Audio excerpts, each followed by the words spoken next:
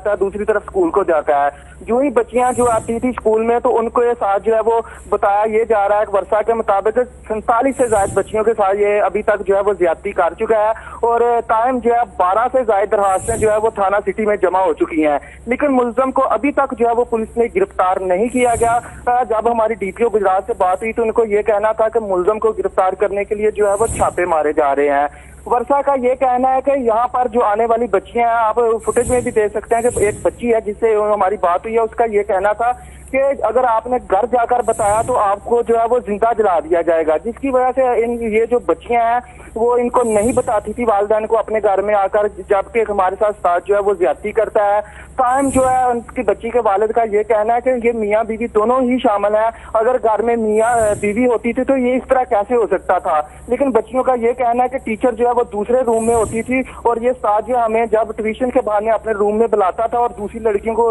निकाल देता था, जब एक बच्ची थी उसके साथ जो है वो ज्यादती करता था। ये वाकया जो है तकरीबन 2 माह से जारी है। ताहम आपको ये भी बताऊं कि एक बच्ची के वालिद का ये कहना है कि मेरी 2 नवासियों और एक भतीजी के साथ जो है तकरीबन 10 रोज। शुक्रिया राना शहजाद, अपडेट करे थे।